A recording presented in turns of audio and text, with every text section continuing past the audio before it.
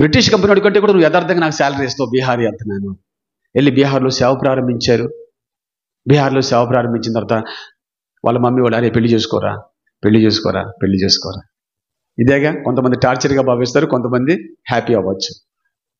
అంటే అమ్మాయి మీరు ఒక అమ్మాయిని చూడండి, వచ్చాను తాలిబొట్టు కట్టి తీసుకుంటాను, నేను తెచ్చేసుకుని బీహార్లో మేము జీవిస్తాం. మళ్ళీ దానికోసం టైం వేస్ట్ ఎందుకమ్మా చేయడం? లేదు నాన్న, లేదు లేదు ఒక పని చేయండి, నేను రాలేను, టైం లేదు కాబట్టి ఒక పని చేయండి, నేను ఒక లెటర్ రాసేస్తాను. ఆ లెటర్ తీసుకెళ్ళి అమ్మాయికి ఇవ్వండి. మీరు ఏ అమ్మాయిని అయితే సంబంధం చూస్తానికి వెళ్తున్నారో ఆ సంబంధంకి వెళ్ళి అమ్మాయికి లెటర్ ఇవ్వండి. అమ్మాయికి లెటర్ ఇస్తే అమ్మాయి లెటర్ చదివిన తర్వాత నేను ఈ అబ్బాయిని చేసుకుంటానంటే అప్పుడు మీకు నాకు ఫోన్ చేయండి, నేను ఇచ్చేస్తాను, డేట్ పెట్టుకోండి, మ్యారేజ్ చేసుకోండి. నేను అమ్మాయిని చూడాల్సిన అవసరం లేదమ్మా.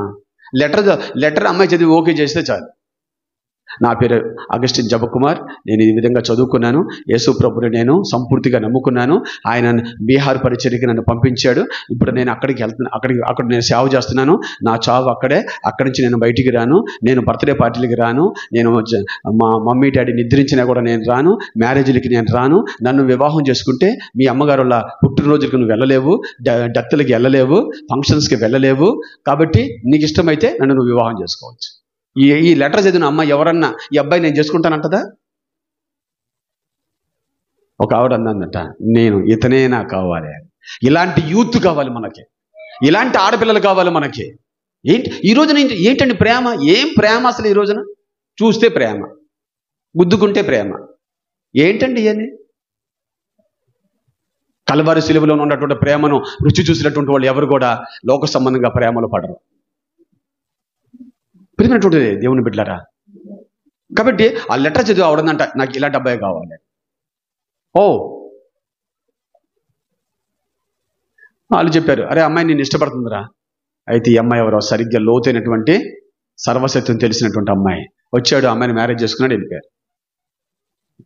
ఒక బాబు జస్ట్ 5 months బాంబేలో సేవ జరుగుతుంది.